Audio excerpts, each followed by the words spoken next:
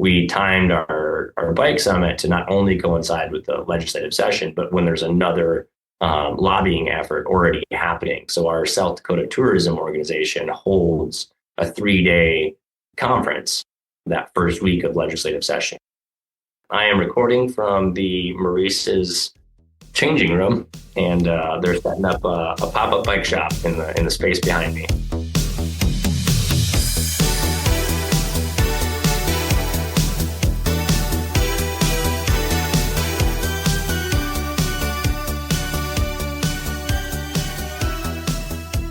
Welcome to Trail Effect. I am your host, Josh Blum. Trail Effect is a show that dives into the stories behind trails, the communities that embrace trails, and the people who rely on trails as a way of life.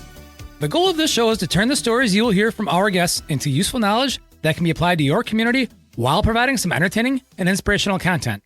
Guests on Trail Effect include trail builders, board members, community leaders, volunteers, and regular people who really enjoy trails.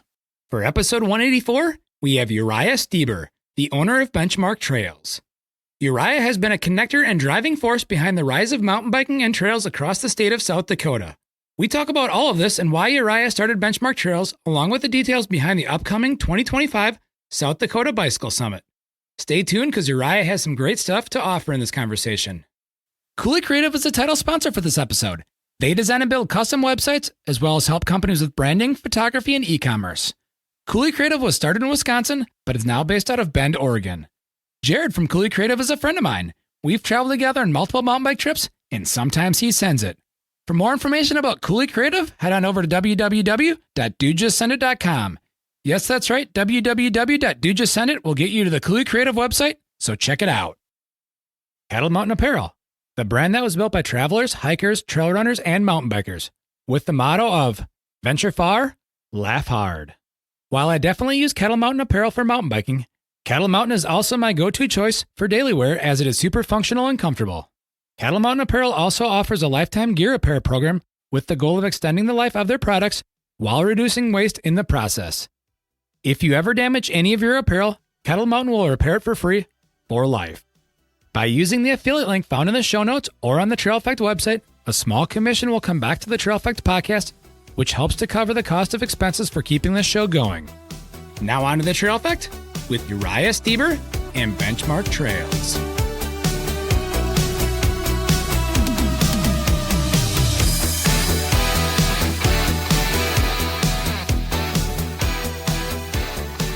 Here we are today on Trail Effect. I have Uriah Steber. Uriah is the owner of Benchmark Trails and one of the original people behind the Oahe Wheelmen Cycling Club. He is now the trails director for that cycling club, but that cycling club is based out of Pierre, I'm sorry, I say it wrong. Pierre, like a boat dock, South Dakota. That's right. Yeah, you can automatically tell if somebody's from, South Dakota or not based on if they can pronounce the state capital the French way or the South Dakota way. So yeah, it's definitely more like the boat dock. Gets you every time. Yeah, and for whatever reason, probably because I live in La Crosse, Wisconsin, I have more of which has a little bit more of a French twist to it due to the early settlers here pronounce it the French way. Oh yeah. Yeah. We got a lot of that. Baron Dry and Laframboise. So yeah. Well, let's dig into how cycling or mountain biking specifically came to be in Pierre, South Dakota, and your involvement with it, because you've been involved with it since pretty much the beginning, correct? Yeah, at least in like an official capacity. I moved, to go back, and kind of tell you the whole story of it. I moved to South Dakota like 2014, 2015, and I wasn't a huge mountain biker at the time. Cycling had been in my life for a long time, but I was on a road bike, mostly just for the fitness aspect of cycling, and then I love skiing. And then once I kind of realized, I met my wife here in South Dakota, and I was, settled roots. I was like, I don't think skiing is going to be my main activity anymore. I'm just due to proximity. And that's when I really started diving into mountain bike, like full on. I sold a road bike and started making trips out to the Black Hills, as often as I could, and then trying to find riding around central South Dakota.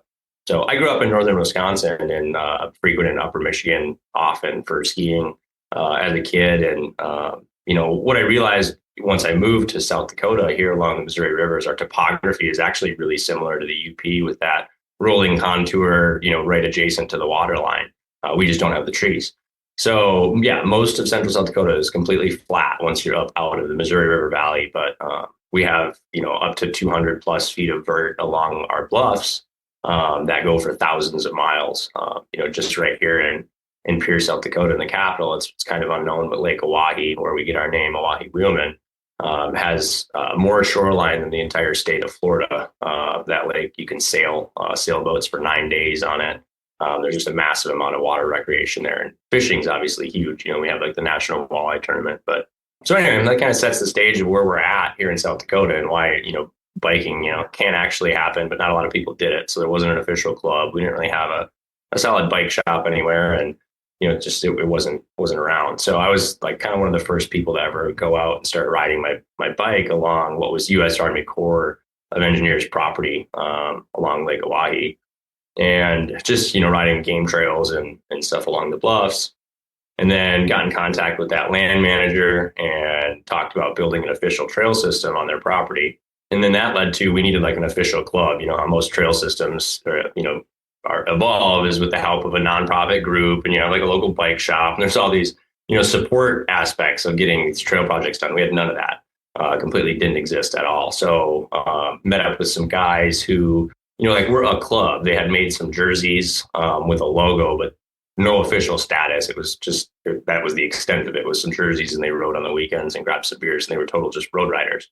So tried to peel them in, and one of them just like dove in really hard. Mike Mueller, he, bought a mountain bike right off the bat and, jumped in and started digging trail with us. And that was the creation of the Oahe Wheelmen, essentially, was, this trail project with the Corps. So, we were a trail development group, from the start. And that was kind of like the beginning of everything for us in South Dakota, in central South Dakota.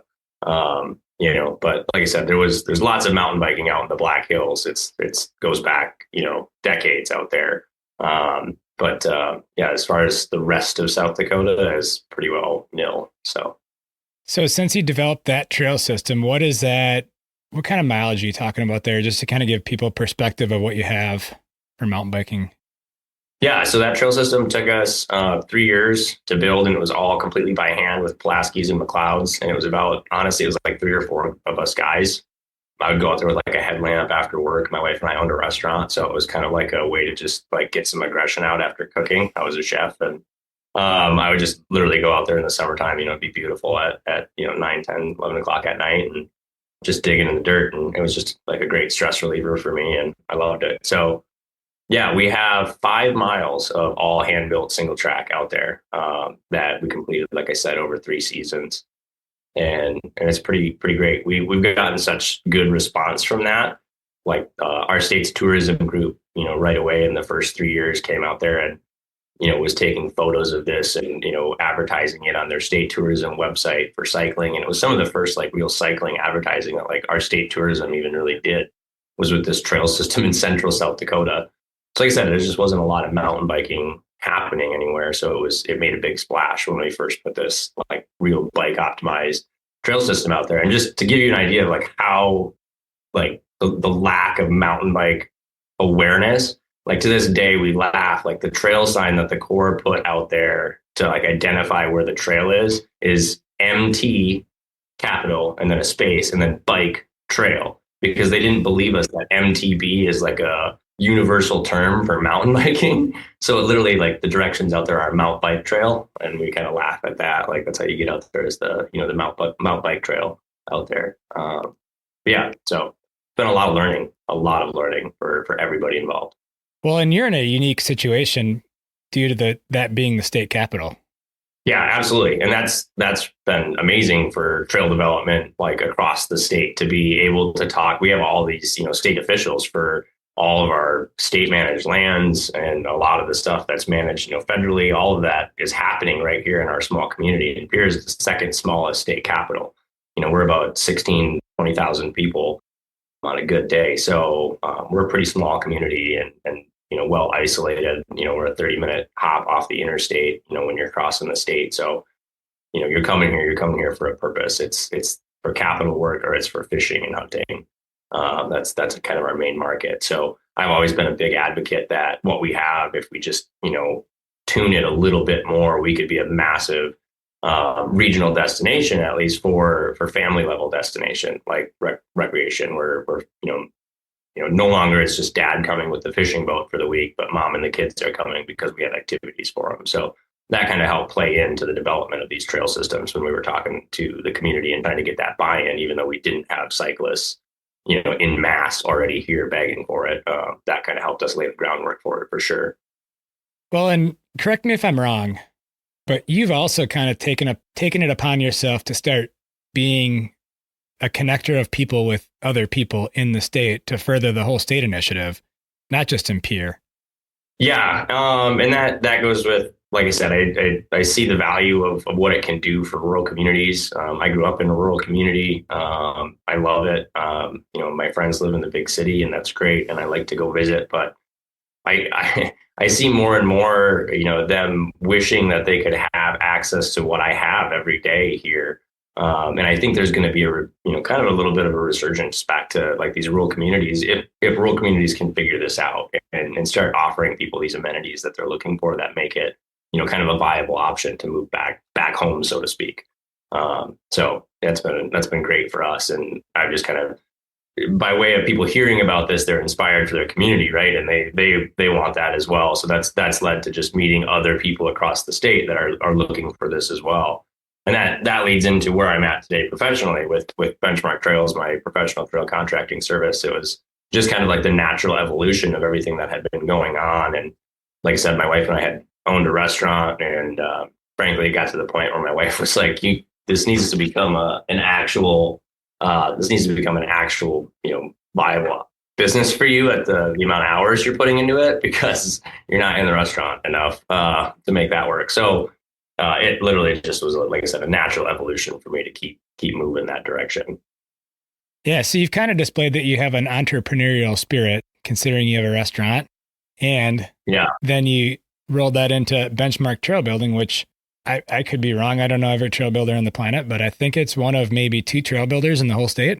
Right. Yeah. We used to, when I first got, so like, yeah, that leads me back to like when I was taking those trips out to the Black Hills, I had run into, that was, almost 10 years ago now, but we had a really great, a PTBA, member company builder that was here located out in the Black Hills and doing some really great work. And I ran into him on a trail one day, and just talking with him led me to be like, wow, you can do this all the time. And that was it was a spiral, from that moment. But, it was just a few years after that he ended up moving down to Southern Colorado and completely relocating. And I had tried for a number of years to maybe get on a project for a couple of weeks here and there and just learn from him. He had a few jobs in Montana and different places in Colorado, and it just never aligned that I could peel away from my business long enough to make that happen. And then on the same note, if I was going to dedicate that time to it, I was like, God, I wish you could come here and help me build a trail here so that I could learn here. And things were happening where I'm at in my state where we really need it. So, that, like you said, it's led to reaching out and making a lot of connections just to try and help that evolve more across our state, because like I said, I just see it as a really great opportunity for South Dakota. So you started Benchmark Trails, I want to say, is it 2023 or 2022? 2022. Yeah, we started it the spring of 2022. What are some of the projects you've been able to be a part of? Because you've got some unique ones on your resume.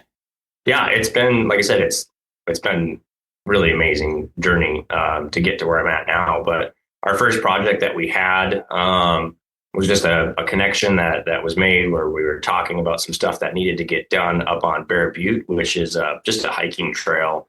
And it's actually at a very sacred Native American memorial site. Bear Butte is a geological formation, but to the Native American people, it's literally considered, Notre Dame in like a European sense. Like this is a cathedral. And I was able to, spend a month on that trail doing erosion control work and rehab, and really, so the way that works out is that's that area exists out of a treaty, going back to the 1800s with the Native Americans. And so if you're not of Native American descent, you're restricted in access on that property to where you have to take one trail, point A, point B, from the parking lot to the summit, and you're not allowed to leave that trail. There's some fines and some, trespassing, and some, they're pretty strict about it. Like you don't have a reason to be walking off the trail, stay on it. So it's pretty protected. And there's some sacred areas on that mountain, and so the Native Americans, if you are Native American descent, you're allowed to freely go anywhere on that property. But so that leads to the trail. The trail was like I said, designed by treaty back in the 1800s, and it was just kind of adopted like that. That was how people were walking to the top. So by no means is this sustainable. Was it designed for the level of recreation that it sees today? But it's also unmovable. You can't relocate this trail. So it's literally just trying to put Band-Aids on it, and has been ever since. But it's all rock, volcanic rock that's blown apart. So we did what we could, and that honestly involved like a week of me. You can't do anything motorized up there either. So a week of me hauling trail fines in 5-gallon buckets on elk packs. Like I would strap 5-gallon buckets and shovel like 6 shovel loads of trail fines, and then have to hike it. It's like a 1,200-foot vert hike up and down. But for a week, just hike trail fines and 5-gallon buckets up to try and like fill in sections and help build water bars that would actually hold up, because the rock was just blown apart. And, we brought bought like the 60 volt DeWalt tools with a mess of batteries, and spent days just chipping into granite to make some stair treads in sections. And then up at the very top where it gets really, really steep, there's a few sections of landscape stairs. And the fall prior, they actually got the National Guard to fly a bunch of timbers up with a Black Hawk helicopter and store all that lumber up there. So we only had to hike our gear up, not the materials, at least the lumber. That would have made it pretty impossible, but it was pretty nuts. I mean, if we had to rope off those boards, because if you let one go, there was no getting it back. I mean, you were on like 60% side slope on some of that. It was all just screed field, really. It's just blown up. So that was a very interesting project, but that was our first one. And we spent like a month out there doing that, me and a couple of guys that I've worked with for, the past few years on trail work. And that was kind of how we got started. And then you and I crossed paths at the 2023 PTBA American Trails Summit, which is the monster summit where everyone shows up, right? But let's talk about like how your transition into really starting to professionalize, getting, because you've also done bike optimized stuff since then. Obviously you got into this from mountain biking, like most of us, or at least the guests that I have on this podcast typically are mountain bikers and have gotten into this through mountain biking. Right.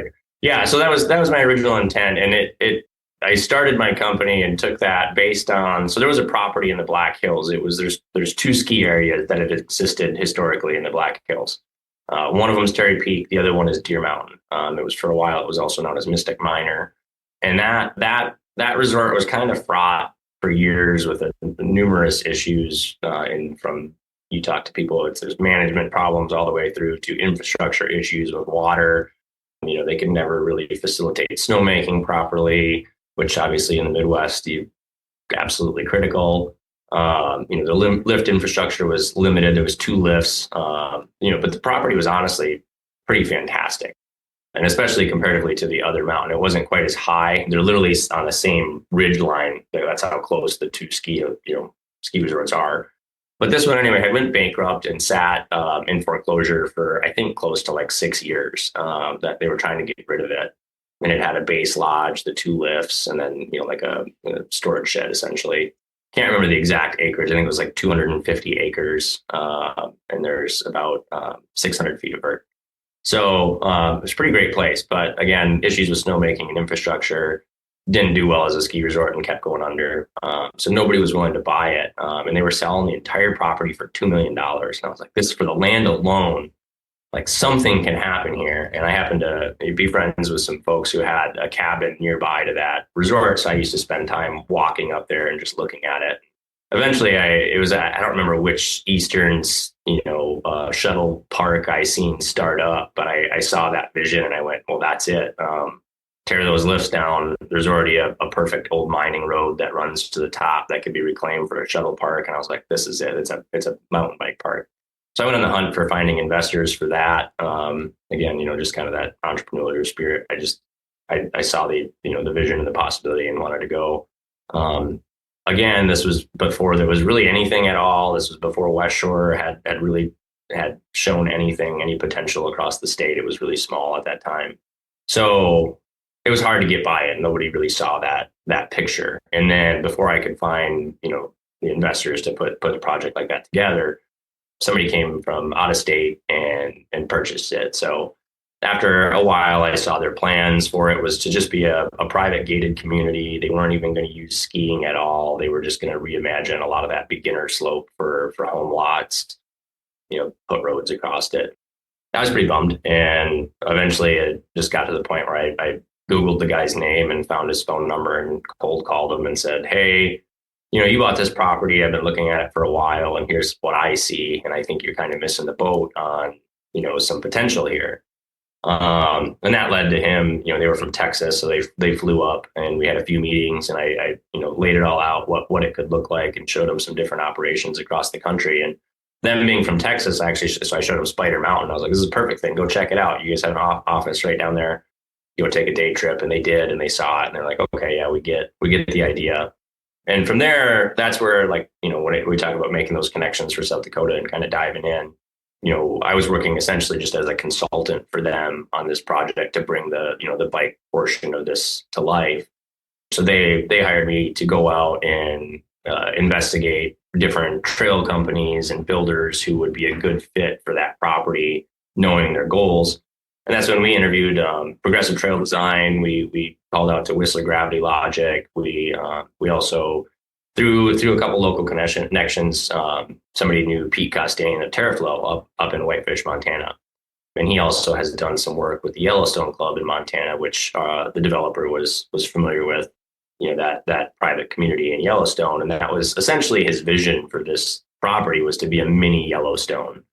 So with that, we ended up, after going through numerous interviews and stuff with these companies, we ended up selecting Pete Costain, and he flew out and helped us look at the property and just see what the potential was. And he helped us put like a 25-mile concept map together with a bunch of different loop options. And then from there, we couldn't get a company that had the timeline that the developer wanted to actually sign a contract and come out and build anything. And I had, limited build experience, and I'd love to get there. But so that's when Pete and I talked, and I just said, I think I could do this with your help. Like, I need somebody who knows this really well. And I think we could get this going. And he agreed that was, possible. And we just started with one trail, and it was going to be this. Actually, it was, an up and down. The developer wanted this first trail to be multi-directional, but still be really fun and show people the potential of what downhill trails could be. Because again, nobody in South Dakota really knew this. I mean, the few riders who were, leaving to go to Winter Park or something, they knew about it, but that's, a couple dozen across the state at max at that point. So yeah. And then from there, it developed into, we ended up getting two downhill lines built. We were about, 4 miles of lift access downhill trail that we built there with Pete's help and oversight. And since then, we've also done a project for Rapid City Park and Rec, just a 1,100 foot long flow trail project that was 65 feet of vert on kind of an iconic ride center in Rapid City known as Hansen Larson Memorial Park. And that's actually pretty sweet. It goes back to Joey Klein designed the very first trails on Hansen Larson Memorial Park. And we just did a trail school with him this year and he got to go back out and look at the trails that he, designed and built 15 years ago when he kind of first started his career. So that was pretty sweet. I got to put a little piece of flow trail up there on kind of such an iconic, like I said, kind of ride center for South Dakota. Up until 2023, the only place I had mountain biked in South Dakota was that Hansen Larson. I think it's Hansen Larson Memorial Park, right? Right. Yeah. And I'd done that on a trip. Did that in 2022 on my way west to Utah for a conference. And so it was, I think a lot of people, unless they've driven through that region, don't really understand what is there. Cause it's like, you're getting into an area cause you're talking Rapid City, Sturgis, Spearfish, it's legit mountains. Yeah. Absolutely. I mean, and it always blows people away. I've taken people riding out there, and within minutes they're just getting their butt whooped. And it is old school technical riding. It is not your modern single track at all. I mean, this stuff is what you cut your teeth on back in the 80s and 90s. And that's still I would say 90% of the trails that are being ridden today in the Black Hills are that original legacy stuff. I mean, for sure. So people are definitely blown away when they come here, especially if they drive, from the east side. It's just flat for hours. And then how could you possibly get on a bike and have a good time on mountains? Well, yeah, they're there. You can definitely find it. But it's great. Yeah. At no point are you ever going to be climbing up or going straight down for, 45 minutes or anything like that. I mean, they're quick ups and quick downs, but I think that's honestly what makes, that rolling contour stuff is honestly what makes the best trail. So, yeah, it's perfect for mountain biking. You had a project, we're going to stay on Benchmark here for a minute. You had a project this last summer that was pretty special. You want to talk about that? Yeah. So that came from, the work that we did at Deer Mountain. That was a super involved project. Like I said, they were putting 200 home lots in there. I mean, massive amounts of engineering and earthwork. I mean, I couldn't even tell you the level of earthwork, huge. And the engineering company that we were working with, they had designed a few skate parks, in the past, but they had never seen this stuff. And so they were really interested in what we were doing. So that was cool that we got to work with these, actual engineers and talk about how we were building trail. And so the next year after that, this past year, there was a project that they did the engineering on. That's a memorial site for a Native American boarding school. And that's kind of been a big topic. Obviously, internationally, with Canada and the US, with what happened in the 1800s and 1900s. So there's a site in Rapid City, which was a boarding school, and that had since been torn down. And there's a Native American, like a tribal healthcare center there now. And when they built that new tribal center here just within the last 10 years, some Native elders had come forward and said to the construction team, what are you guys going to do about the bodies and the kids that are out here? And they were like, well, there's no graves, we don't have any plans anywhere. And so they did some archaeology, and just like in a lot of places, they uncovered some unmarked grave sites of children, and they did excavate 50 kids under the age of 18 at that site, and they definitely believe that there's more out on that site somewhere. But so they reached out and they were going to do a big memorial project there. Dan Lamphere is a world-renowned sculpture artist. If you've ever been across the state of South Dakota, when you go through Chamberlain, you'll see a really amazing piece from him. It's a 60 plus foot tall stainless steel sculpture of a Native American woman holding a medicine blanket, and it stands over a 200-foot bluff overlooking the Missouri River with stained glass pieces in her work within the stainless steel. So he's an amazing sculpture artist, and this is actually his very last commissioned artwork, and then he's retiring. So it's his last project. But he's doing a bronze sculpture at the base at this site, and then there's actually a little hill that goes up about 120 feet of elevation that overlooks the meadow there in the middle of West Rapid City. And so some of the oral history is that when some of the older children would get a hold of some of the kids who would pass away at the boarding school kind of before the attendance of the boarding school, to get a hold of them, they would take the bodies of those children up on this hilltop and do what's called a scaffold burial, which I've learned is the traditional Native American burial, where it's not underground. They actually perch the body up on some stilts and leave it to nature to reclaim. So they wanted a trail that could get up this hill that, they knew they didn't want it to be a full-on sidewalk, but they wanted it to be as compliant as possible for Native American elders to be able to come on this site and make it up to this hilltop. But they still wanted that natural aesthetic. So the engineer that we worked with at Deer Mountain said, hey, we know a guy that builds mountain bike trails, and they kind of fit with nature really, really well. I think that would be a really good fit for this project. So they asked us, would you come and build this? They wanted it. They were really adamant that it needed to be about as ADA compliant as you could make a natural surface trail. And I said, yeah, absolutely. I'd love to be involved in this. So we did. It was about a mile of trail that we ended up using almost 500 tons of quarter-inch crusher fine everywhere on it, and packed it with a double wheel asphalt roller. And I mean, this thing is literally like just shy of a concrete path, but it looks beautiful, and is all just a kind of a part of nature there. But that process was a couple months of using. We had 2 excavators running on that, and we had federal archaeologists watching the machines as we dug, because where we were on the hillside had never previously been excavated. Everywhere else on the property had, in years past, it was actually sadly a landfill for a little while. So a lot of excavation had happened down there, but I didn't know this when we actually bid the project, that we got a call a week before we were supposed to start, and we got told that we needed to be on hold because the owners decided that they wanted to bring in a sonar crew, and they did ground sonar over our flag line to try and find any anomalies. But so apparently we were the only contractors on the site that had the high potential of uncovering more remains. But so that led to the archaeologists watching us dig every day. And about a week into the project, I was digging, and just, they asked us to be really careful and take our time. So, we were, being pretty gentle with how we were removing top vegetation, especially like that top, like 6 to 8 inches of stuff. We were, really moving slow.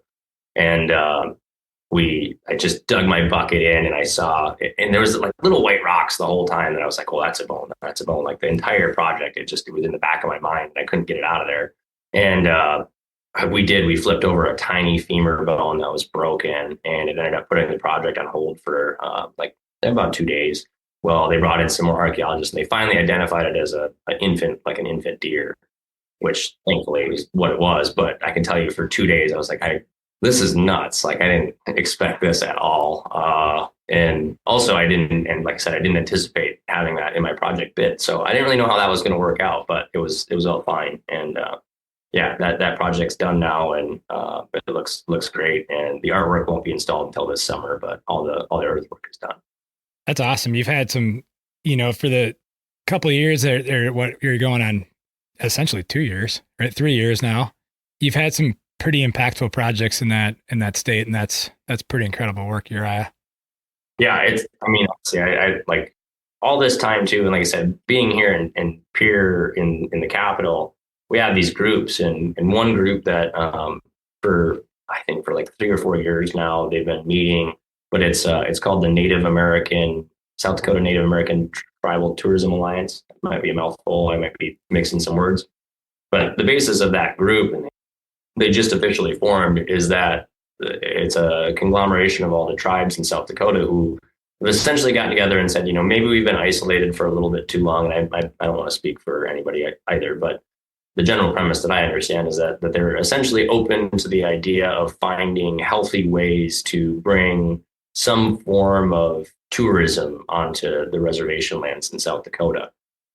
And obviously you need to be careful about how you approach that. There's some ways to do it there's the wrong way, and there's a right way to do it. Obviously. So it's been a lot of like waiting and listening to hear about how they want to see that approach. But, that leads into some stuff that we have upcoming that I'm really excited about, with more tribal opportunity with natural surface trails. I'm a strong believer in, this is a way to connect with nature. It's healing. I believe in the mental health aspects of natural surface trails. And, I just think it's a great avenue for, all communities, but especially the tribal communities. I think it fits really, really well. As we transition into a bike summit that's coming up, let's first talk about the IMBA Trail Care School that was held in the Black Hills that you were able to be a part of, and kind of some of the stuff that was brought to your attention and things that you learned through that, because I'm going to say it's a newer initiative by IMBA, but it's like also their original initiative kind of revived, right? And there's actually going to be some upcoming content on this podcast covering that specifically. But let's talk about your experience of that, being able to meet Joey Klein, one of the legends of what we do in mountain biking. Yeah, I was so stoked on that opportunity, and that came out through, you interviewed with Emily Brown of Spearfish Trails Coalition and SRAM out of Spearfish. So they were behind getting that set up along with the Rapid City, the newly established bike group in Rapid City that's there, the Black Hills Bike Hub. They were instrumental in getting, Rapid City and Spearfish behind the idea of, we have a lot of people right now that are stoked on the idea of getting out in the woods and working on trails. And there's also, like I said, we're new to this industry as a state. So having people like IMBA to be able to come in and sit down and chat with a lot of these people who are ready to jump on board and work, and be able to facilitate, these educational sessions in the way that they did is absolutely incredible. I know a lot of us that have worked in trails for a while. We know working with volunteers, it can kind of be a time suck. Sometimes you spend so much time educating and not actually working on trails. So the ability that they can come in and you can teach, we had like 20 people who are now out there as like trail crew head leaders. That's what's awesome about it is like, you have them now showing 15 or 20 other people, and it's all being done the right way. That's what's most important. So yeah, that club was incredible. And just the way that somebody like Joey, it was Joey Klein and Chris Orr, those two guys in how they can communicate trails. That's the hardest part for me is how do you talk trails to people who aren't as trail savvy as you are, right? And obviously there's, that just keeps going up and up and up. But the way that those guys can connect with people and teach is awesome. I mean, clearly they've been around for a while, and we got to hear some pretty crazy Joey Klein stories that, I totally understand why he has the basis of knowledge that he does. Yeah, they just did a 25-year video on him for IMBA, and that's a long time in our, trail community to be, to be doing this, really. Yeah. And I mean, there's a lot of folks, I think of like a lot of folks around the country have been working in trails, like in their communities for a lot of years. But like the difference is that somebody who's been around to so many different communities, like you can't replace the amount of just knowledge that's just absorbed through the fact that he's been around there, I mean, not to mention like his official capacities, but just the exposure that he's gotten. You can't ever touch that without just doing it. Well, and South Dakota has a couple pretty prominent bicycle specific companies. You mentioned SRAM. I don't think a lot of people realize that SRAM has an office in Spearfish, and that was really spurred from their acquisition of Quark power meters back in, I think, 2012. But then you also have Striders. Like, I remember the first time I saw a Strider as an adult. Obviously, they weren't around when we were kids. It was like the most simple thing. It's like, why didn't somebody think of this sooner? Yeah, and they've been absolutely fantastic for the state and just as a resource for us in the last few years, especially with the amount of trail development statewide. Ryan McFarland, the owner of Strider, so he actually was also the inventor of the Thudbuster seat post that got sold to Cane Creek. So yeah, I mean, like I said, we have some bike history in South Dakota. It's you'd be amazed at some of this stuff. I mean, even right here in Pierre, we have an auto dealer whose dad used to ski with Warren Miller, and at his funeral here just a few years ago, the Warren Miller Foundation sent like a book and a letter to his funeral here in town, and I was like, how this is a guy in Pierre, South Dakota used to ski. They have a run in Sun Valley named Beck's Run, named after, this family here in Pierre, South Dakota. So, it's crazy, the connections to adventure and that spirit. I mean, there's a lot of South Dakotans getting out and about. Let's transition into that. You're working on the 2025 South Dakota Bicycle Summit, which is going to be held on January 18th, and we're going to get this show out well before that. But talk about like kind of the backstory and how that South Dakota Bicycle Summit came to be, and then some of the stuff that'll be happening at that Bicycle Summit. Yeah, so this is what I'm really excited about. Yeah, like the culmination of everything that we've been doing is just getting everybody on the same page. Like I talked about with the IMBA Trail Care, it's just that education piece. Like I said, we have a lot of ground to cover, and there's a lot of people that are eager to do it, and they see the value right now. So it's how do we get as many people educated and connected as possible, as quickly as possible, because a lot of things are going to happen in the next few years. We obviously want it to happen the way that's going to give us the best benefit. So with that, in years past, we have Sioux Falls, which is a massive community, right? And you really that's a place that you really don't think about mountain biking, but they've actually been one of the longest standing, like really actionable clubs in the state. Like they've been doing it really, really well. And in the last few years, they just got an IMBA Trail Accelerator grant, and they have Great Bear, which is a 172-foot vert city-owned ski hill. And it's got a good amount of property there, but they had IMBA come in and plan like 12 to 14 miles of bike optimized trail there. And currently no plans to use the lifts as like a lift access resort, but allow biking there with bike optimized trails on the property. And so they're right now this year looking at raising $1 million to kickstart that project. And I've heard that IMBA's coming back this spring to start flagging stuff. So like I said, it's growing across the state, even if you wouldn't really think about it, like I said, outside of the Black Hills. But so that was kind of the idea, is like, how do we get all these people together? Well, one, Pierre, where we're at here, is dead center in the middle of South Dakota. And if we tried to hold this in Rapid, or if we tried to hold this in Sioux Falls, we could never get the entire Rapid community to drive all the way across the state. And we could never get the Sioux Falls community to drive all the way across the state the other way. So we thought, well, why not have it in the middle? Everybody comes halfway.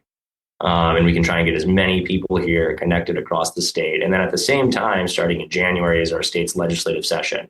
So our tiny little town of 20,000, being the capital, is full of lobbyists and legislators looking at getting the next year's agenda laid out and finalized. So as you know, with trail development, we need our government to be involved. We need to be, lobbying them for land access and financial resources. So I was like, this is just a really great opportunity to bring all these people here, have some of our legislators available, our lobbyists available to get in with these groups, like these health lobbyists, and talk to them about the positive impacts of trails, right? Get them on board. Our tourism groups. And that was the other side of this, is that we timed our bike summit to not only coincide with the legislative session, but when there's another lobbying effort already happening. So our South Dakota tourism organization holds a 3-day conference that first week of legislative session. And I've attended that for the last 4 or 5 years. And it's an amazing conference where you have every single city's tourism group, every single city's chamber official, every single city's, city parks people, the National Park Service people in the state, BLM managers, the game fishing parks, you name it. Every single person is there for these 3 days and talking about what they're going to be doing for the next year. So I said, okay, so we have legislative session, and we can bring all these people in right at the beginning of this tourism group, and we can just put bikes in front of everybody, get as many people talking about it as possible. So we decided, let's host a bike summit, just a day before. It ended up being 2 days before, all these other events that are happening. And we said, all right, let's try and educate everybody and then unleash them, out into the world. So that was kind of like the backstory of why we were going to, get this kickstarted and what it was going to do. So in order for me to do this successfully, I was like, I can't do it alone from Pierre. I won't have the right understanding of all the nuances of the different areas and the regions around the state. So what I did, and it's, obviously my professional side with Benchmark, I've already been working with a lot of people from different areas across the state, but we brought, 10 to 12 people together on Zoom meetings for the past few months, about bi-weekly. And they're, from Sioux Falls, from Spearfish, from Rapid, from Lemon, South Dakota, from Madison, South Dakota, from Wall. We've been just every little community everywhere has had input on this. And now it's grown to the point where we have, IMBA that's attending to help us, with this education piece and speaking in sessions. We have South Dakota Tourism coming to speak as well. Their involvement, really helps us they're sending a rep to learn at this summit, as well as to speak about where they can fit in all of this as well. So having those state agencies buy in right at the summit, we're already, kind of accomplishing those goals. Like I said, it's really exciting. But I think, then to tie everything back to what we talked about earlier with some of the tribal stuff, was I had found a video called Dirt Relations with filmmaker Patrick Lucas, and where he was in, Northern Canada, Western Canada, talking about working with the First Nations tribal communities there and how they implemented building, small skills areas for bikes in these tribal communities. And it just took off. And I was like, that's exactly what, I've kind of been thinking about. So we reached out to him and SRAM has agreed. They see the value in and bringing, him and his film to the summit. And we're going to share that with our tribal communities as well. And I'm so stoked to have that, come to fruition, because I just see it as such a great connection piece. If you ever get the opportunity to watch Dirt Relations, do it. It's super powerful. And we will put information in the show notes for that specific movie and about Patrick Lucas, because it is important, and it'll get people excited about, what's happening out there in Pierre, South Dakota on January 18th. Yeah. 17th and 18th. So that was, we added that video the night before. We just, our full day was already booked up, but we also had buy-in with our South Dakota Public Broadcast is doing a film that they have for our summit as well, called Bike Vessel. And they're going to unveil that film there. And that's all about health. It follows a father and son, kind of on their cycling journey with health. So that'll be awesome as well. So you talked about some of the people that are coming to the summit. Like, what can people expect? Is this going to be like a multi-session summit where you have sessions overlapping each other? Or is it going to be like you just go from session to session or speaker to speaker? Like, what's kind of the makeup of this conference? Because every conference kind of gets, programmed a little bit differently. Yeah. So this is, we wanted to focus on one day, make it easy enough, start late enough in the morning and end early enough in the day that anybody that is traveling from, the far sides of our state, that they can do a 1-day trip if they don't want to invest in getting a hotel room, and sticking around Pierre, on the front or back end of the event. So trying to maximize that opportunity for everybody. So what we've done is, I think we've designed it really, really well. We have vendor opportunities, and it's mostly our state's bike shops and our ride and race event directors who are, advertising their rides across the state and across the region for people to get on their calendar for this next year. So, we'll have them set up, our event center that we're using is can accommodate about, just over 300 people. So we'll have vendors set up around the perimeter of the room. And then, some big seating, theater style seating in the middle, kind of facing a stage with some multimedia screens available there. And that's where we'll do our presentations at different times throughout the day. And the presentations range from, a half-hour presentation to, I think the longest one's like an hour and 20 minutes roughly, and we have 3 presentations scheduled throughout the day. One is a panel discussion, and then we move in. That's talking about like community engagement and the value of cycling for your community. And then we'll move into, we have like I said, our South Dakota Public Broadcast will do a working lunch. So we have a free lunch for everybody to come, and you'll get lunch and sit down, and we'll watch a little bit of screen a little bit of this film that they have. And then they'll also have a panel discussion facilitated by South Dakota Public Broadcast, where they'll talk about the film there while we have lunch. And then we'll, move back in, continue to have time for networking and meeting with vendors, move into our next session, where we talk about trail development and what does building like world-class trail really look like. And that's where we have IMBA. And then, like I said, our Sioux Falls are fast. It's Falls Area Single Track, talking about their Great Bear project and how, they were successful with, their planning process, and essentially just laying out the groundwork of how a community can do what they're doing. And why that's, kind of the preferred avenue is to go through that, really well planned process and engage your stakeholders and get your community buy-in. And there's a good process that's, to this, just like, any other kind of development that a city would look at, for any level of infrastructure. So just bringing that, kind of knowledge to everybody of how that process works. And then our last session is, we're really excited about, we've just called it like how to get kids on bikes, or like engaging youth in your community.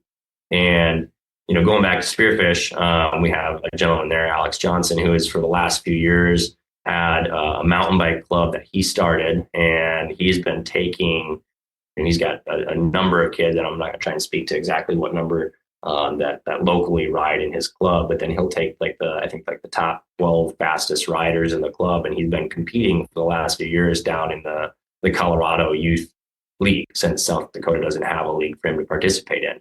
So he's our only mountain bike, youth high school level mountain bike team in the state, and he's been doing it for a while. But they have made some big waves down there. He has taken those kids down there, and like as a team, I'm pretty sure they placed 4th in Colorado. for the state.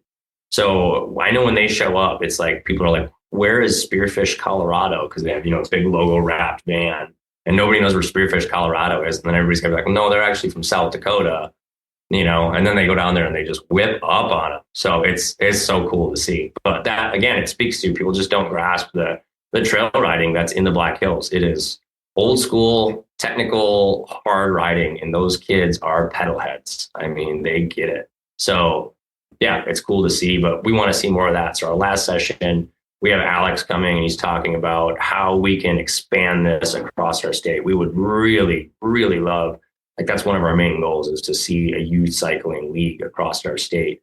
Alex has also got a little baby girl now, so taking those trips down to Colorado are a little less appealing. It'd be great to have a league here in South Dakota, and I think we're ready for it. We have a lot of communities starting to come on board right now and see the value. So we're excited. Well, and this kind of goes back to, if you haven't been to the Black Hills, Spearfish legitimately has a couple thousand feet of elevation. You roll out of Spearfish into Black Hills National Forest, and there's some pretty tall peaks there, and you don't really, it's like you're in Colorado. Yeah, that's the only thing you're missing is the high alpine stuff, right? Otherwise you could take that band of trail and put it anywhere in the Rocky Mountains, and it's pretty similar. You just don't have the up after that. Yeah. But yeah, it's 100%. It's mountain riding. Yeah. Well, let's bring this full circle, because you talked about kids, but maybe we can talk about what you're actually doing right now, because we talked about this before we hit record, and I'm going to bring this up just because there's a little bit of humor in this, but Uriah is sitting in a former Maurice's changing room for his podcast studio, remote podcast studio. And why are you in a Maurice's changing room? Well, yeah. So here in Pierre, like I said, we've struggled with having some pretty solid bike shops. Cycling wasn't really a thing here. We've been fortunate to have Very Fast Bicycles, John Berry.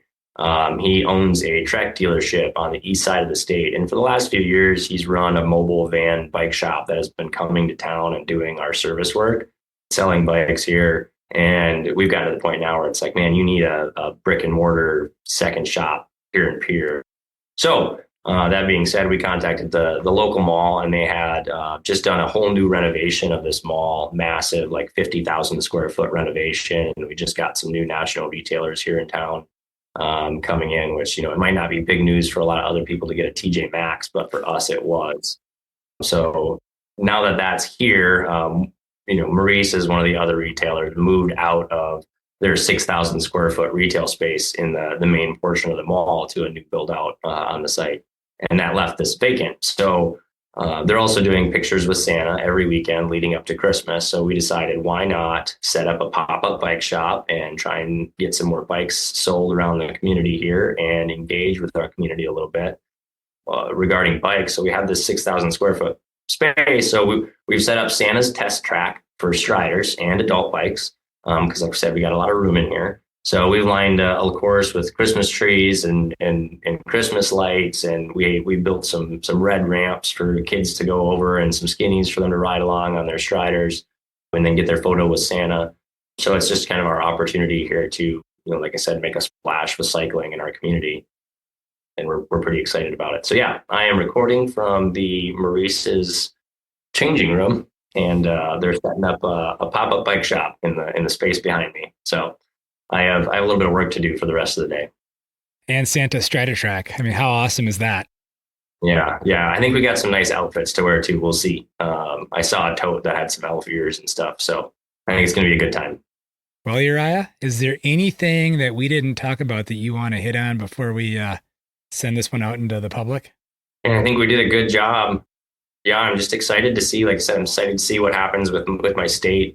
We've been pushing really hard for the last few years. And, to anybody out there listening, if you're, in that Wisconsin, Minnesota, Illinois area, and you're headed out for your annual Rocky Mountain trip, in the next few years, you're going to have some really great ride opportunities along the way. We're really excited for what's to come. We actually just signed a design contract with the city of Chamberlain on I-90, and they have 200 feet of vert there to work with. And we're going to design a new kind of bike optimized school connection trail in their community. And And they're really excited about the opportunity to build a stopping point for all the riders in the Midwest that are on their trip across the state, because we know that driving across the plains, you kind of want to stop and get out of your car for a minute. It can be a little bit much after that many hours. So we're excited to have that opportunity for people, and I'm excited to see what South Dakota does in the next few years. Maybe there needs to be a wall drug mountain bike trail system, since everybody gets out and stops at wall drug. So happy you threw that into the universe. I couldn't agree more. And if anybody hasn't ever been through wall, that's like almost Red Bull Rampage, but on like mini level. But that's what the topography looks like. So yeah, we have riders that are out in our Badlands kind of making some mini Red Bull Rampage style lines out there. So yeah, like I said, South Dakota's got a little bit of everything, and most of it's unheard of. So I think it'll be exciting for people. Perfect. Well, Uriah, I really appreciate you carving out some time from your Santa Strata track building day and coming on the Trail Effect and telling us what's happening in South Dakota, because obviously, there's a lot going on in South Dakota. I've known that there's a bunch going on in South Dakota, but we want everyone else to know that there's a lot going on in South Dakota. So thank you. Absolutely. Thank you. Thank you for listening. If you like what you've heard, please take the time to share these shows with others.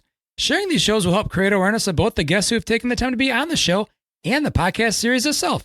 Also, if you're new to the Trail Effect podcast, check out our ever-expanding library of episodes. If you listen to the Trail Effect podcast on Apple or Spotify, please don't forget to leave a rating and review, as this is one of the best ways to show our support for the Trail Effect podcast. Also, don't forget to check out Cooley Creative at www.dojustsendit.com. For additional ways to help support the Trail Effect podcast, check out the affiliate links tab at the Trail Effect website, where you'll find links to Kettle Mountain Apparel, Worldwide Cyclery, and Trail One components. By using the affiliate links found at www.traileffectpodcast.com, a small commission will come back to the podcast, which will help keep this thing going. This podcast has been edited and produced by Evolution Trail Services. Thank you again for listening.